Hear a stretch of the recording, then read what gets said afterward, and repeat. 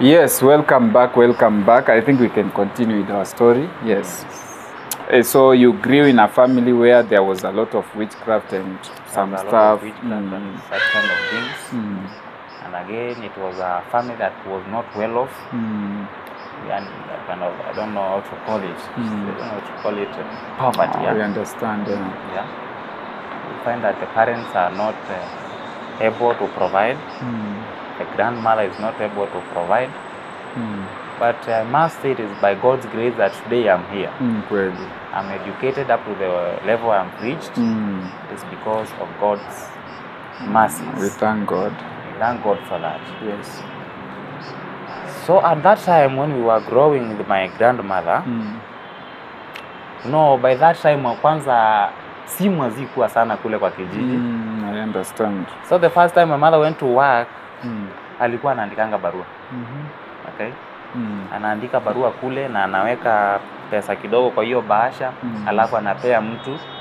Huyo mtu analeta. Huyo mtu akijisikia hata akulie kwa hiyo pesa ama akose kuleta, atandika hiyo pesa vizuri sana. Anakula ile pesa. Yeah. Ama hii mkiandika barua mwambie the way situation is at home, mpee pia yeye apeleke, anakosa kupeleka. Yeah. Anakosa kupeleka, so the communication was a problem. So we grew up in that kind of family. You are struggling by the even to put food on the table. To put food on the table. I remember there was a time 2009. There was drought countrywide. Sijui kama wewe ushai experience that drought in 2009.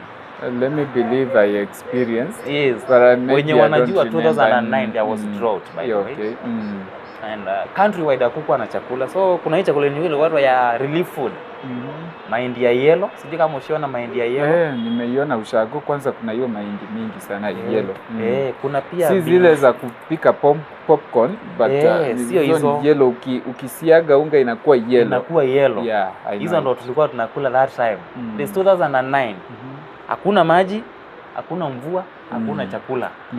The animals are dying. So it was very tough by the. Pia kulikuwa na zingine beans, lakini hizo ni za round, not the beans that we know. Zilikuwa yellow and then to round kidogo. Okay. Yeah. Pia kulikuwa na ingine very funny food. Sijui what kind of wheat is that. Sijui niite ni wheat ama ilikuwa nini. So it was relief food. Sio chakula inatoka kwa shamba. So ni akina shosho ndo walikuwa wanaenda kwa chief kufunga laini.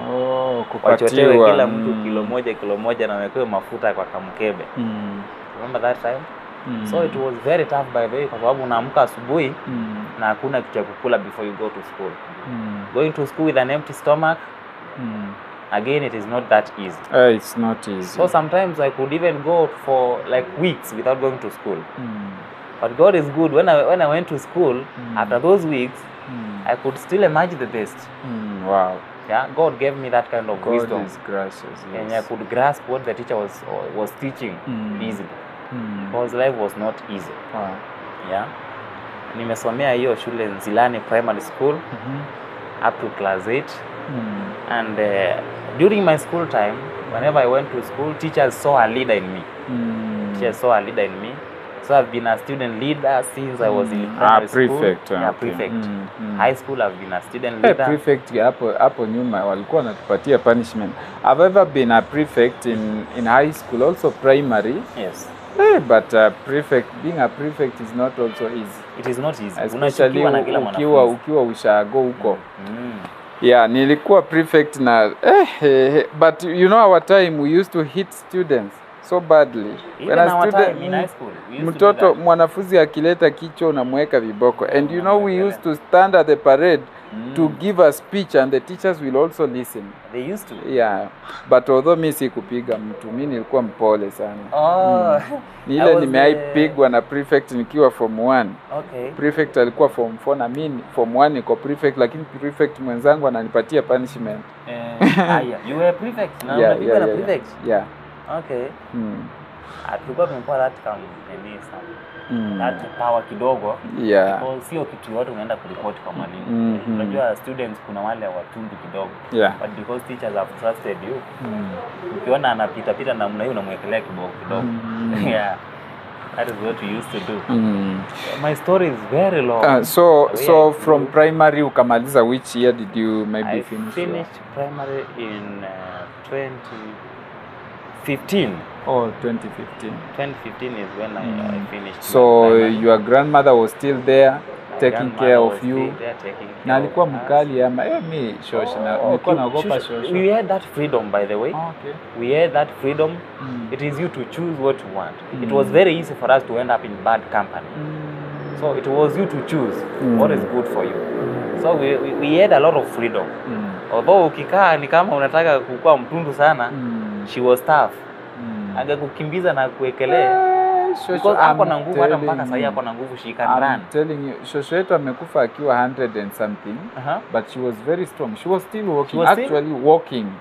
Yeah, in fact, she used even to yes, and she used to untie cows and everything. Our shosho was very strong, by the way. I think that is the common thing with our watu wa kitambo kidogo. Yeah. They are growing up and they are at their old age, they are still very strong. And you know, our church was not taking oil things, for example, mambo na fats. No, Okay. she was just taking natural things. Although it somehow expensive, but she used to love taking potato, ngwashe, waru, zenye hazijakaangwa, haina mafuta, nyama akuli nyama. Okay, nyama anakula lakini anapika kwanza and then ana drain soup. Yaani hataki mafuta. Walikuwa anatumia nyungu zile. Anatumia nyungu ama sufuria. So unajua kwetu we have that kind of ash. We normally burn ash. You take maybe the dry leaves of bananas. You burn them, then you get that substance, the ash. All right. So you use that ash to soften food. The banana leaves. Yeah, the banana leaves. I don't remember the other things. Wanachoma and then ukisha choma unaweka kwa kichungi. Unamwaga maji so it sieves that water. Okay. So it takes some content. It's somehow bitter. It's not that bitter, but it's somehow very strong. Ukiweka tu kwa mboga inaiva haraka, so it's better you use it than ile magadi soda. How did they discover that? I don't know how they discovered, and you know, without even salt you can still eat. I'm wondering how they used to discover these things. And my grandmother used to take it take food which yenye imeongezwa hiyo kitu. So unapata she was very strong. If it is samaki lazima aweke. If it is nyama lazima aweke. If it is mboga lazima aweke. Lazima aweke. Na yeye ni natural things from the garden. All right. So I remember hii mwisho ndiye alikubali kwanza kula mafuta because you know my grandmother was like I'm not dying. What is the problem? Yeah, but I've lived long and I'm not dying. I've lived long. And in fact, she used to pray, Okay. Nehemiah, come for me. Now, Nehemiah is my grandmother. My grandfather, I mean. Oh, so you are named after him? Yeah, Nehemiah was my grandfather. Okay. So she used to call him Nehemiah. Okay. So she say, Nehemiah, come for me. Look at how small kids are just dying and I remain here to suffer. So she was calling the husband? Yeah, to come for her so that she can die. And actually, you know, when people age, somehow they wanakaa kama watoto. Wanaanza kufikiria kama watoto. But she was very good. I remember wakati mimi nilimaliza form 4, she's the one who gave me a blanket, what and fare to go to campus. Okay. Yeah, she was very good. In fact, alikuwa anapenda masomo sana. Alikuwa anapenda mtu asome. Alikuwa anapenda mtu. Hata watoto wake. Watoto wake wamesoma. Wote ameelimisha. Watoto wake walijaribu kuwasomesha. Nile tu some few, lakini majority of watoto wetu, most of the watoto wa shosho, wengi ni utapata ni walimu.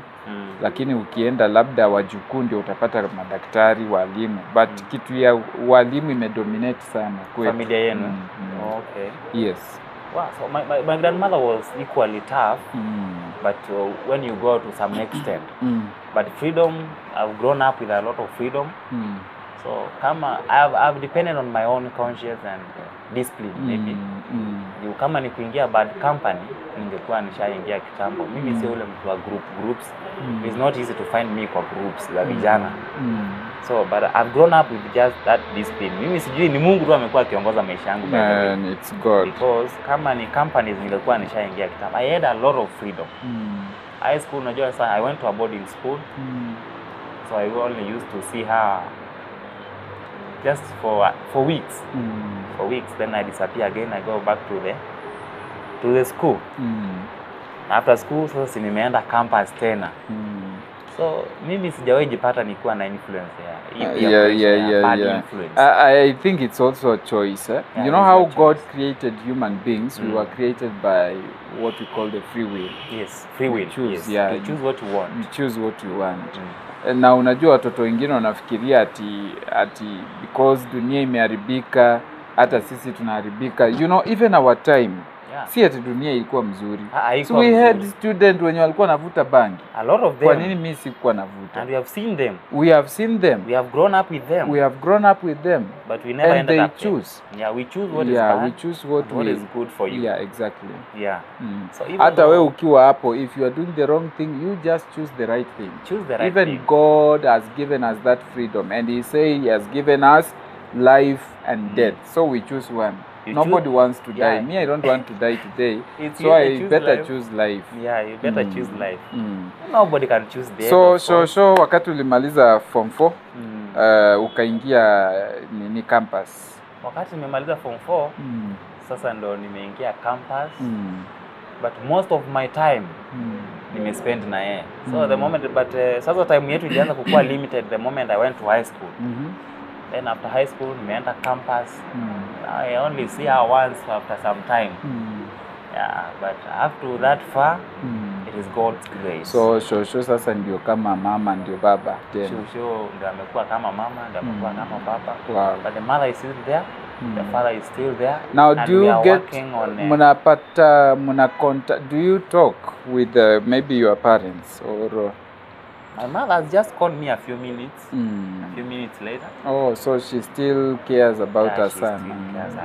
In fact, she's the one even who has paid my campus fees. Wow. So she cares. She cares. She cares a lot. My father is still there. And as we grow up, we are still thinking of reuniting them. That should happen. Na unajua sasa wewe you are the last born, but and also God can use you to reunite them. Yeah. Because growing up in that kind of a family whereby the parents are not together, it has not been easy. Yeah, and also even in traditional African societies, the thing or the uniting factor of families, it was children. The children. Yes. Yeah, once mtu ako na mtoto analeta wazazi pamoja. Analeta wazazi pamoja. Ni kweli. So even and it doesn't paint a good picture in the society that you have the both parents. God is blessing you, you are becoming successful, and the parents are not together. Really. So we believe by God's grace, it is going to work, and at long last, we are going to be together again. Ni kweli. Yes. It's good to be with the parents. Hata unajua mzazi ni mzazi. Mzazi ni mzazi. Hata baba yangu alikuwa ananiambia wakati mama yangu amekufa, sasa I was like, no, this was a very old woman and she's calling, and he say amekazana na baki hapa ati mama yangu. So and I came back to my senses and I realized ni kweli alikuwa mama yake. Hata kama she was very old, ni mama yake. Yeah, you see, a parent is still a parent. Na mtoto bado ni mtoto hata kama amezeeka. You know, my father sahi amekula miaka. Lakini nyanya yangu bado akipata chance kama hajakufa that time alikuwa hata anamchapa. Namwambia I told you to do this and you are doing opposite. I told you to do this, anamtandika na rungu. You always remain a child. Baba na ananyamaza tu, you know. Yeah. And you look at the picture, you say, okay, hata me I need to obey my parents. Utabakia tu kukuwa mtoto. No matter how old you grow, your parent will always treat you as a child. Exactly. And that's why we are looking forward to see our parents together again. Yeah, ni kweli. We are hoping for the best.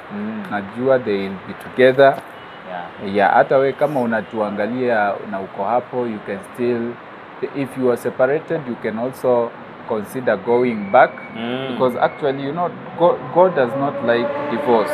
Does not like. Do you know, I've seen ministers of the word who have divorced, and most of the time when they are preaching, they are like, mtu akikuletea shida unatoka, mtu akikuletea shida kwa ndoa unachana na yeye. Look for someone else. You see, that person is just trying to justify what he or she did. All right. Yeah, because they are single, and they are discouraging some other people who are just married, the new couples in the society. You know, they need to be encouraged. And that is why it is not good to listen to just anybody. Yeah. Because that person is calling himself or herself a preacher for that matter. And then you end up listening to such people. They need to encourage this young generation. Sasa wewe ni pastor, muliseparate. Okay, si labda mapenzi yenu muliseparate. Labda shetani aliingilia tu kati na mkajipata mmefanya nini? Mmeseparate. Si vizuri ukisimama on the pulpit, you are preaching and you are telling young people, young ladies, ati huyu akikuletea shida tafuta mwingine, na akikataa si utaenda jehanamu kama hujaolewa. What are you encouraging? Such things, they are not good. They are not good at young all. Couples wakitoka mahali kama hapo, they will wataingiwa na shetani fulani. Wataenda na hiyo that kind of reasoning. Si lazima ati niolewe. You can quit. Ati na si lazima niishi na mwanaume. Can you imagine? Si lazima niishi na mwanamke. Yani very funny stuff ambazo saa hizi zimeharibu our generation. Na sisi wale watu ambao tunasema pia tumeokoka, ni sisi tunachangia. Mahali tunawa discourage. Mtu akitoka hapa amekuwa charged. You know, in our society in Kenya, you know, Christians, they believe in that preaching that is tickling to their ears.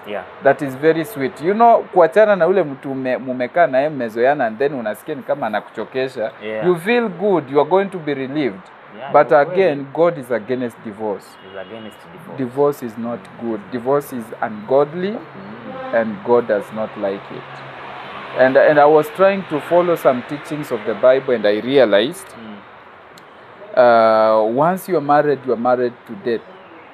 To death? Yeah. Yes, to death. Death is the only thing that can separate two people who are married. But not because that your spouse is not cooperating, your spouse is doing this, akona mipango ya kando, nini. I think once someone is married, is just married. The moment you have that ring, ama whichever the means you use to get married, you see what wanatumia the... Yeah, I think the only people who are allowed to maybe remarry ni wale ambao their partners wamekufa and they are still young. They are still young. Like for example women and also men. Mtu akikufa, you have that freedom to marry. Lakini usitese tu msichana wenyewe because umeona mwingine anajua kupaka makeup. That is not acceptable. Unasahau huyu ulimpenda because uliona labda sura yake inapendeza, matendo yake ikapendeza. Na sura yake ilimpendeza bila makeup. Yeye ameona mwingine ameweka makeup, uso imeteleza vizuri, so anaona huyo ndio mtamu sana kuliko wait until ende aoge. Mtamu tu akatoka kwa aoge. Then you will see. Na hata kama hiyo skin iko very smooth, remember you also met your wife and your wife was very beautiful. Yes, that time. Na hata ukimkataa leo, unajua kuna mtu mwingine baada anamuona ni beautiful. Kuna tu kale sijui ni nature ama nini. Mtu ukizoeana na mtu sana mkiwa karibu, unaanza kulose unaanza kulose taste. Ni kama unaona huyu mtu hata tena akai mzuri. Ule mwingine ndiye anakaa vizuri. Hiyo shetani inafaa ikemewe hiyo. Si mzuri. So that is just a recap of my story. But along the way there are so many things that happen, some things funny, zingine sio za kucheka. Now what are these funny things that happened? What happened? Just the way we were growing up, some occasions, some incidences. Like ama ni kama za uchawi vile umeniambia. You know, we also come from sisi pia tutoki mahali pazuri. We just have enemies. Someone will just hate you for nothing. Haujafanya kitu yoyote lakini someone just hate you. I was once a victim of witchcraft, but if they did not manage to kill me that time, they cannot kill you. They will never manage. They will never succeed. Hiyo time nakwambia we were all sick, alafu tunaongea. And we are calling some people, tunawaambia msituache. Oh, dead people. Hata mimi ukiniambia ati nilikuwa naita mtu nikimwambia usiniache, I don't remember. You don't remember. I don't remember because it's like I was possessed. Yeah. So hiyo ni moja.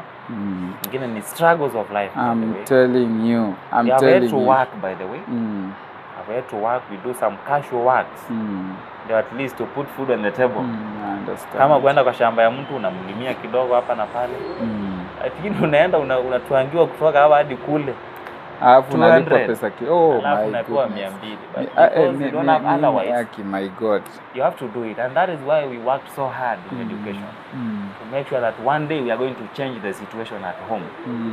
When we remember where we come from and the things we used to do to survive, and the days we have gone without food in the house, we worked so hard in school so that we can change that situation at home. By the way, I don't know, kuna asali fulani. Wewe unajua ile asali ya nyuki? Yeah, I know asali. Kuna kanyuki kingine kadogo kabisa. The size of are you talking about a wasp? Not a wasp. Or there is a kind of, lakini haiumi mtu. Haiumi. Na ni kadogo. Nimeona kitu kingine kadogo but kuna asali. Hata ni kama kanatoshana kama mbu. Yeah. Lakini kanatengeneza asali huko kwa miti. Nje. Akananga mizinga kama ile ya nyuki. Lakini ni mzinga kubwa kweli. Sio kubwa. That's small. Kale tu kakuchokora na kijiti. Kale kakuchokora na kijiti. That is what we used to go and tunaenda tunakata kwa hiyo mti, tukiona mahali ametengeneza tunakata tunakula hiyo asali because there is no food. Yeah, so you have to survive with that. That was 2009. But you see, there is one thing good about God. Even if you lack something, totally you don't have something, God will still provide that. Kama ni yako kaasali kadogo, na actually you will survive. And I believe that is why you are still alive. I'm still alive up to date. God knew that I was going to survive, and I'm still alive, and I'm still going to be alive in Jesus' name. Amen. Yes. So there is a lot to talk about. Yeah, I think in our next episode, we'll talk more. I also have a story, so I believe that God will help us and will help me, at least hata mtazamaji pia nitashare story. Yes, I'll go and prepare from far. I'll prepare a story since today I've been caught unaware.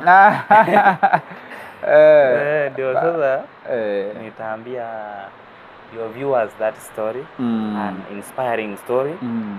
To mean that no matter how hard the life might get, no matter the challenges that you might go in life, it is still possible. It is still possible. And God is still watching you. Yeah, it is God that keeps us going every day. So in whatever you do, remember, God is in your way.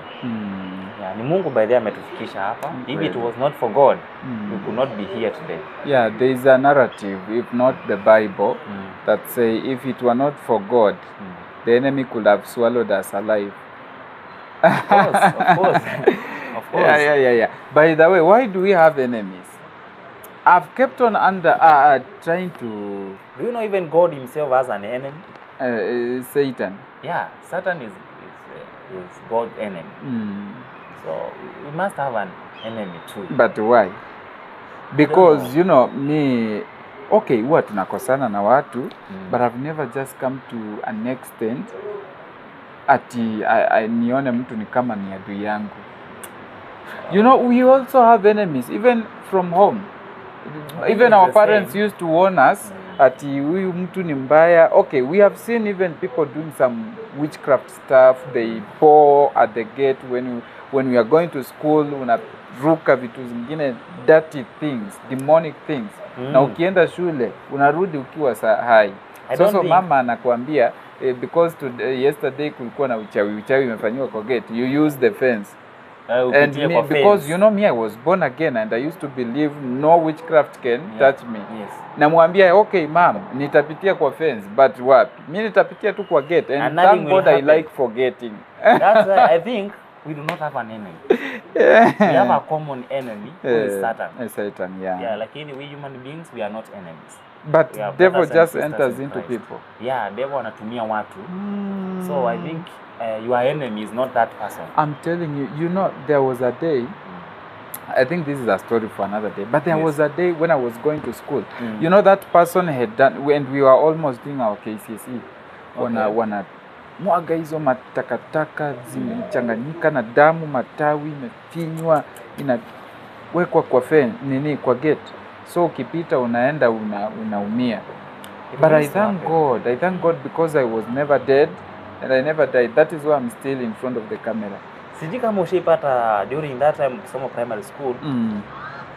Wale wanafunzi unasikia kwao ni kama wako na uchawi hivi. Wanakuja wanachukua kitabu yako and they plank they go and wanapeleka. But that has happened to me several times na sijawahi ona my academics ikiaffectika. I'm telling you. Satan has no power. Satan has no power. But one day they did their stuff. Okay, when I was going to school, because we were now doing KCSE. So when I woke up in the morning, I was going to school. So nikapita kwa gate, nikaambiwa jioni na mom. Ulipitia wapi ati kwa gate? Gate ilikuwa imemwagwa vitu chafu, nini. How did you manage? And are you still alive? I told her, yes, I'm still alive. And by the grace of God. There are so many things my mom has been questioning because I was born and vile life yangu ilienda, unapata mambo happen mambo mbaya, but I still survive. I become sick to the point of death, but I still wake up. I yani so many stuff. So huyo mtu is just a person we knew. Ana alimwaga, and one day we tulikuwa tumetoka kufetch some water. Tukapatana naye live. Mwenye alikuwa anamwaga akatuambia, "Na mnatoka wapi saa hii?" And my sister akashikwa na, I think it was just demonic. Sister yangu akakuwa possessed from that point. Mara chura. I never sikuwa najua. Sikuwa najua ati uchawi inafanya kazi. Because my mom used to warn me, don't go. And na sasa wakati tulipatana na huyu mama, ni mama tu. Sister yangu akapagawa. After one day sister yangu akapagawa. Chura zinafanyia kwa tumbo, zinatoka huku. Even you watch something is moving. Yes, we used to see them. Witchcraft can work. And I'm telling you, that woman, my mother used to warn us against her, but me, I used to greet her. Every time I go home, I greet her. Every time I come from school. Wacha mama akaniona. Mama aliniweka viboko. But I used to convince myself in my heart, nobody can bewitch me. You know, witchcraft can only affect you if you believe.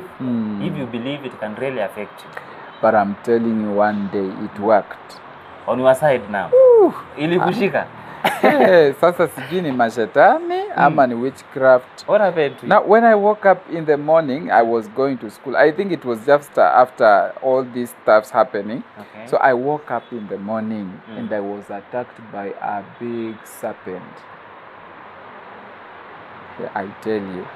Kwa nyumba? Yeah, in the house. No, before it attacked me in the house, I was coming from school in the evening, late in the evening. So on the road, that is when I had the serpent, the snake following me. Okay, I don't know how I knew it was a snake, but I knew it is a snake because how it was crawling down. I just heard some noise. When I walked faster, I hear it coiling and coming faster. Unaiona ama unasikia tu sauti? No, mimi nasikia. You know the bad thing or the nini about demonic attacks, you are able to know what is attacking you. Yes. Yeah, you see some people will not be able to see it, or some people may even hear its influence, but might not be able to see it. So I was attacked by a snake. So when I came nyumbani, sikuambia mzazi, kitu ilikuwa inanifuata. Lakini mimi chenye kilinishangaza, nyoka inaweza nifuata aje from huko mpaka huku chini. Hata nikikimbia, still nasikia inapitia kwa matawi. And because unajua ukivutia kitu kama kamba chini. So unasikia vile inaenda. And I was able to know because unajua mimi pia niko na akili. I was able to know that is a long thing. Nyoka ndefu. Yes. Because how can it follow me? I went to home. I went home, nikafika nyumbani, I ate. Asubuhi to wake up, really it was a snake. So it came in the morning. You found it in the house? No, I did not see it. Okay. But it attacked me and it began to coil my legs from down to the head. I feel too ni kitu not spiritual but physically. Ni nyoka na unaiona. Vigorously, but I cannot see it because it was, I think I was blinded. Okay. And I was over, I think how I reacted, I was not even willing to see what was happening. Okay. I'm telling you. But I thank God I was a very prayerful person. I prayed. The more I prayed, the more it coiled. And I realized kumbe the devil hapendi maombi pia. Hapendi. Ukiomba the more unaomba the more anakasirika zaidi ndio uache. I suffered, I tell you I suffered. But nobody knew, only my parents knew what was happening. We went to pastors to be prayed for, but it was still persistent. So I decided, I know God, I can pray for myself. I prayed, and even though it can disappear. Eventually before it disappeared, I went to visit my friend Eli. I know maybe Eli ataona hii kitu in future. I had some 3 friends, we used to pray together, Eli, Asolo, and I. Tulikuwa tunaomba. Surely, oh my goodness. So that time, nikaamua tuacha niende nitembelee Eli, nimwambie hii story chenye kina happen, and then we pray. So on my way to see Eli, that snake came again. It attacked you again? It attacked me in the middle of the road. I remember I just came out of the tarmac road, nikaingia kwa Maram Road. Okay. On the Maram Road, ikani attack. Do you know what happened? It came vigorously and it started coiling my legs. And do you know what was happening? Just matawi na bebwa kila kitu. Have you ever seen that cyclic wind? Yeah, inazungukanga hivi. Yeah. It's very strong by the way. That wind. Now that is what was happening. The snake came and started coiling. Now I saw people spreading, watu wanasimama kando kando, and I was like, what is happening? Nikajua ni ile kitu ilikuja jana, ilikuwa inanifuata nikitoka huku nikienda nyumbani. Na hata si maombi nilikuwa naenda tu, nikuonana tu na rafiki yangu. So wakati nilikimbia tu kidogo niteremke, ikakuwa violent, ikanishika miguu, ikakoili nafika karibu on my waist. So I was there in the middle and I said I cannot scream because people will be like, what is happening? And I cannot shout, people will be like, am I crazy? And I cannot pray aloud, people will be like, what is happening? Yani si nyoka inaonekana? You wait, I tell you what I saw. See, I saw the way it coils, it is very long. Now it started coiling, in the process of coiling, and it is very vigorous. Yeah. So hiyo nyoka ilifagia mahali nilikuwa nimesimama, circumference ikatengeneza kama sako. Matawi yote inabebwa ikienda juu. I'm telling you a true story, which something I've never, yani sikuwa naamini kitu inaweza nifanyikia kitu kama hiyo. So people were standing, wako like, what is happening? Kumbe in the minds of people are wondering, what is wrong with this guy? What is wrong with this boy? Kuna cyclic wind inamfanyia hivi. Nimesimama katikati ya hiyo wind. Nimesimama katikati ya wind. So they were like, nitabebwa. You know, they believe in as a beba mtu. Little did they know something else was happening. It was not a normal thing. They never saw a snake, but they saw what was happening. Hiyo inabebwa, then kutulia ikatulia tu hapo. Na nyoka ikapotea pia. Ikapotea. Nikasema, Nehemia, si huo unaomba. Sasa ni wakati wa kuomba. I remember I went to a certain pastor to pray for me. And when I went, and the pastor demanded money. Akaambia mama yangu, hii kitu haiwezi acha kama hajalipa pesa. And alikuwa na demand, and you know pesa saa hiyo na we don't have money by then. Yes. So anaomba ati, how much was it? I don't remember, but my mother, I believe my mother still remember. Sasa ati we raise an altar. I don't even understand this kind of teachings. So the pastor, mama akasema okay. So pastor akanijaribu kuniombea.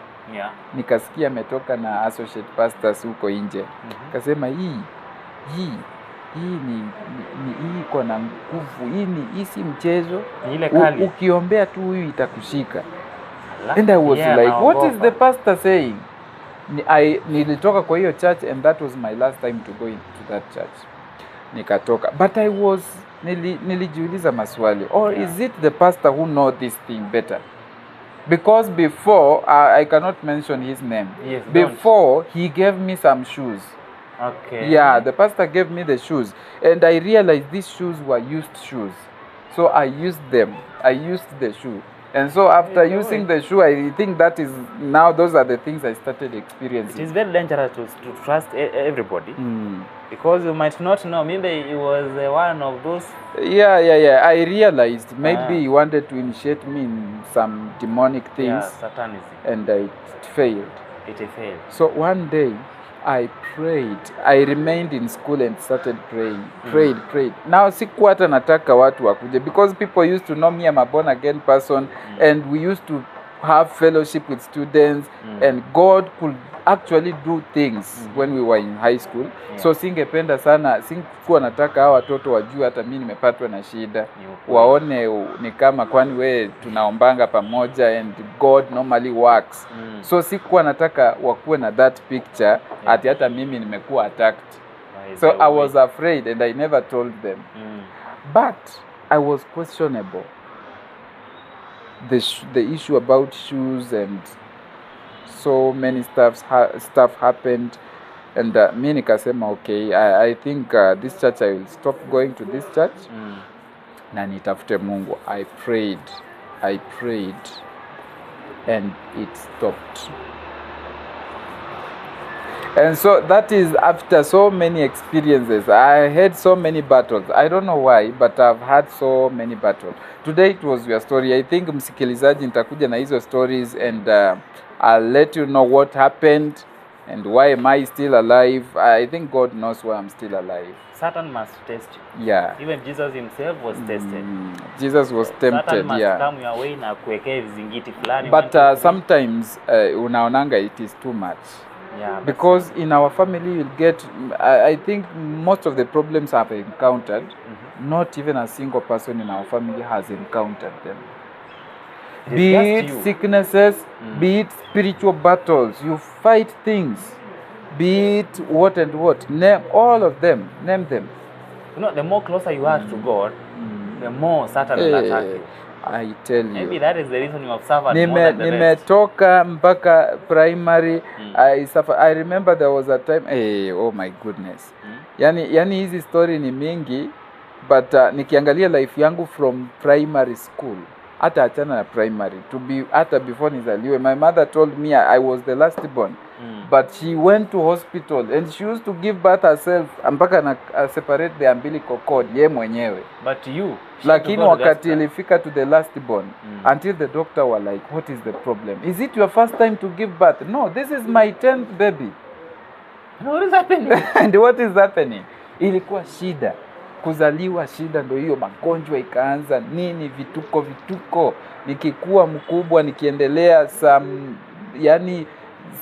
so many discouragement. Naenda hospitali kudungwa shindano na daktari. Daktari ananiharibu nerve, nakuwa tena paralyzed. I was paralyzed, and I used to walk with a crutch, by the way, from class 4, because it happened in class 4. So from that class 4, nikaharibu pesa ya wazazi, wakanipeleka hospitali mingi. Daktari mwenye alinidunga sindano akakimbia. Okay. Tukajaribu, tukatafuta utafiti, tukapata kumbe huyo daktari sijui alikuwa bibi ya deputy wa shule yetu, primary. Walihama, they are nowhere to be seen. Na daktari hospitali, the hospital we went to, walisema huyu daktari lazima achukuliwe nini? Hatua. Yeah. So that is how I suffered. From there, God helped me, nikakuja at least nikaanza, and I thank God because every time these things are happening, but I'm still studying at home. I remember there is one friend, I just remember that boy, he was called Aswani. Aswani was a very good student, he was a very good boy. He's the one who used to bring me some exams at home. I do them, and then he takes them back to school. They mark, and I emerged to be number 1, number 2, number 3. That was the funny thing about God's it. Grace. So class 5, I never attended class physically. I was just at home. I used to do, and the good thing, if they don't bring me exams, I will cry. I will tell my mother, go for them, go for the exams. And my mother was very good. My mother could go for the exams, analeta hizo exams, nafanyia nyumbani, na ninapita. To class 6, 7, now class 8, nikaanza kustabilize kidogo, ndio nikaingia shule. Kuingia shule yani it was just chaotic. I think one day nitatafuta tu siku ni share that story with these people. That is God. Yeah. God And has a then purpose for your life. From there, I'm telling you, now it is things about witchcraft. You wake up in the morning, you get wamemwaga hizo vitu, and you are going to school. And I'm telling you, but God was with me. One day, I woke up early in the morning, as usual. And now ndio tulikuwa tunafanya KCSE. Nikaenda shule, kumbe nimeruka hizo vitu, na hiyo siku nikikimbia mguu ikateguka. Now the next morning I'm supposed to do a paper, so they have to use motorbike. So I used motorbike, and I told God, mimi hii mambo ya kishetani I'm above it. And nikachukua pikipiki every morning, nikaambia mamangu, will you be wasting money on me? Every time I've made you mpaka mmekuwa maskini, because we have used a lot of money. Kwanza wakati nilikuwa nimeparalyzed, those people sold so many things. They took me to hospitals, from this hospital to this hospital, from Kenyatta to another hospital, from that hospital to another hospital, and our house was like a chemist. Madawa zilikuwa zimejaa, za kupaka, za kumeza, za kufanya nini, na mguu yenyewe ikakataa kurespond, na ndio inaendelea kuwa konde. I'm telling you. Yani you almost got paralyzed completely. Not almost, I paralyzed. I was not able to walk. I don't know which nerve aliguza nerve gani na kaweka dawa ndani. And so my leg ikajivuta. I could not even straighten it. I'm telling you, it was just God. I told God, I'll not continue suffering like this. Sasa si nikaanza kuomba, nikaomba. And my mother was like, let me just wait and see. Huyu mtoto things zenye amepitia na anakuja anakuwa sawa. Hayeye hata mamangu hajaiona vitu kama hizo. And I used to pray for myself. I go and be prayed for and nothing is working out. And I'm like, let me just die then. But when I'm at the verge of giving up, I just go seriously to God and I cry. I tell him, why do you always allow me to suffer like this? Always allow me to suffer like this. Abruptly, God healed me. Although the healing was process, I did not just wake up one morning and I was walking. No. I continued using the crutches. I continued using them. I continued going to hospital for exercise. I could sit on some machine, naanza kuendesha na miguu. Naweka hata level 0, but hii mguu haiwezi sukuma, haina nguvu. So ni hii ingine nadanganya tu madaktari, na kumbe ninafanya kazi na hii ingine. Hii haiwezi. And then uchungu from huku, yani uchungu the huku nyuma. I'm telling you. So, when God healed me, actually, you can see me, I walk straight. Yes, you will never realize that there was a big problem with me. No, I cannot believe that. Yeah, I'm telling you a true story. I'm seeing you're walking upright, you're walking straight. And after that, I went now now I joined Form 1. Okay. Mambo pia ikaendelea. Hiyo mashetani zikaendelea, zikiinuka na mimi zikiinua na mimi nainuka pia kwa kimaombi. So one day, I woke up na hizo madawa zijaisha. I don't know kama bado hao watu wanaendelea kufanya hizo vitu, ama huyo mtu alikufa ama bado hako. But I think there is something that happened.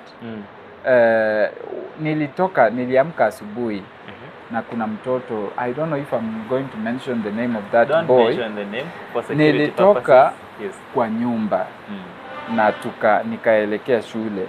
Little did I know, so wameona it is not working at our gate. We are not dying, I'm not dying. Walienda sasa wakaeka kwa junction. Junction si njia panda.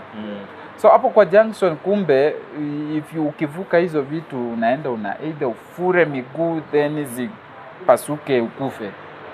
Or very funny witchcraft. I mean, what do they gain after they did? I don't know. So that day I passed na nikaona kuna kakijana kadogo kama neighbor kalikuwa kananifuata. So I was like, and I was in hurry, so mimi nilitembea haraka nikaenda. My friend, coming back in the evening from school, I'm told that boy had died. Ati asubuhi tu wakati tulifuatana na yeye kumbe the first person mwenye anavuka hizo vitu ndiye anaenda kufa. So I don't know what happened. I did not die. Now someone else died. Na nikaambia mama yangu, mimi wacha nikuambie ukweli. Mimi nilitoka kwa nyumba. Nikaona sorry, I was almost mentioning the name. Problem. Nikaona huyu kijana akanifuata. Do you want to tell me huyu kijana amekufa? Kaniambia kijana amefura tu miguu na akakufa. Asubuhi wakati mtoto alirudishwa nyumbani from the school, the parents realized hapo kwa njia yenye ametumia kienda shule kuna hizo vitu zilikuwa zimemwagwa. Na mimi nikashindwa, what is happening? Now mama he used the same place. Mama ya huyu kijana naye ni wale watu pia wanaomba. Alienda sijui kwa ombezi ama pastor, and then the person mwenye alienda akamwambia hata si mtoto wako alifaa kufa. Kuna kijana mwingine anafanya KCSE, huyo ndiye alikuwa ametegewa akufe. And if I remember very well, I was the first person to kupita. And then kijana wenyewe tu innocent, kijana mdogo kwa around class 4 akakufa. So I was like, oh God, so you see what is happening? You see?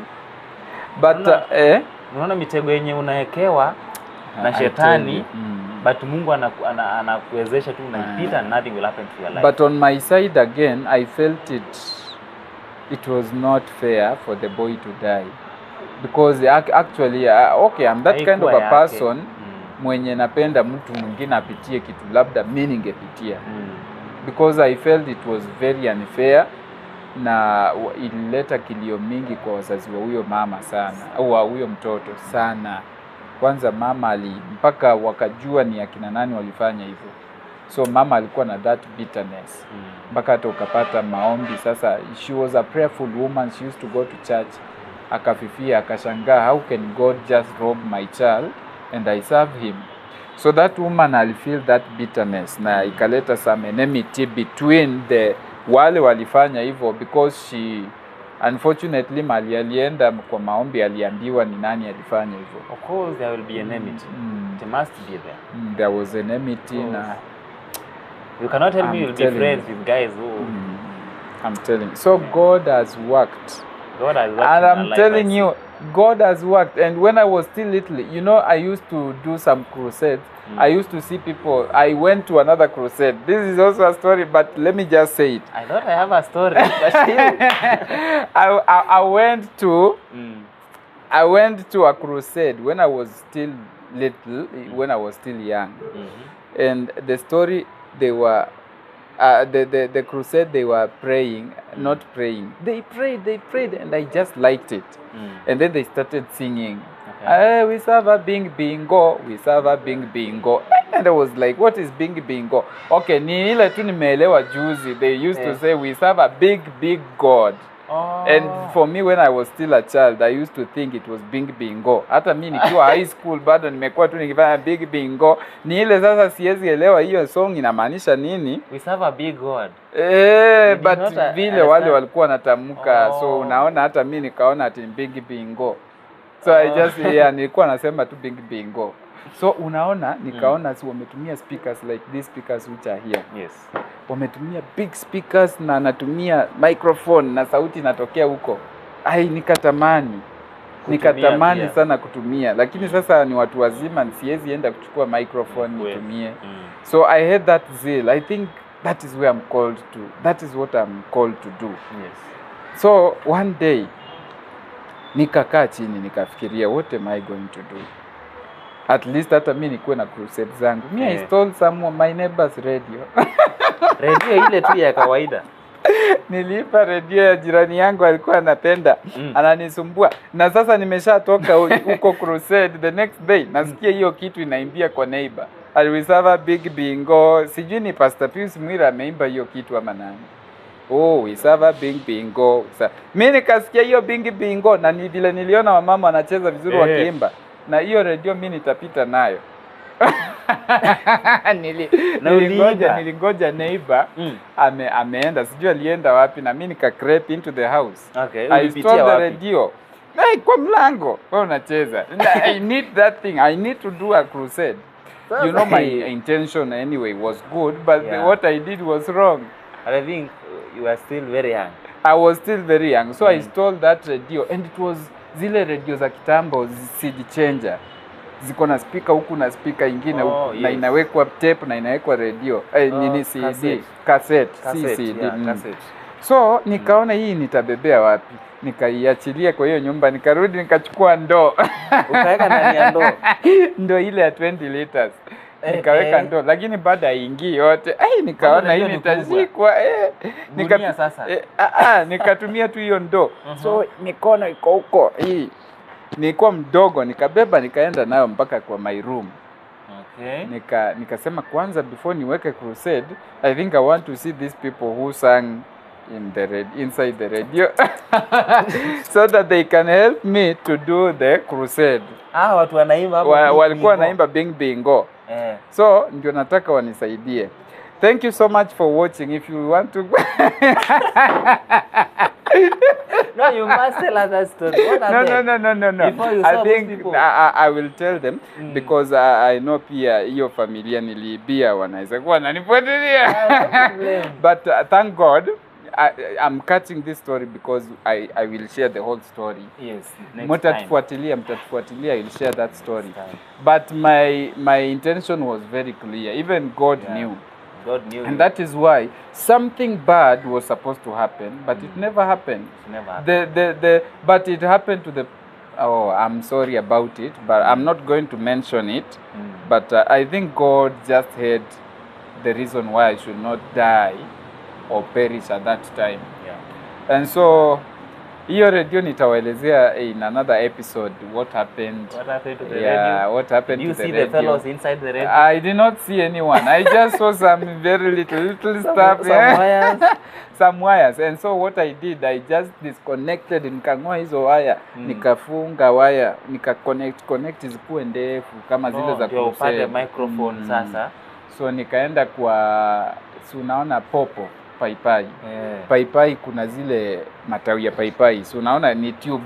Inakuanga na nikakata hako ka tube, nikakuja nikaunganisha wire hapo. Sasa that was the microphone. And that is the speaker. And I started singing. We serve a bing bingo. We serve a bing bingo. Thank you so much for watching. Keep on watching our stories on Samis Nehemiah, Kenya.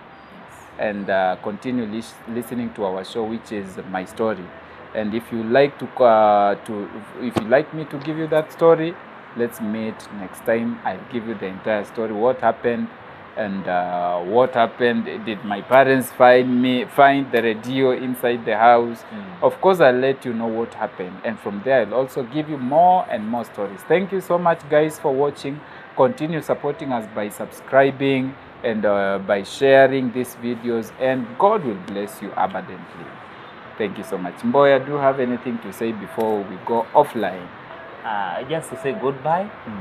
And I hope this is not the last time I'm appearing on this channel. You will come back. I'll appear once again with an interesting story. Thank you so much. Nimeshukuru sana.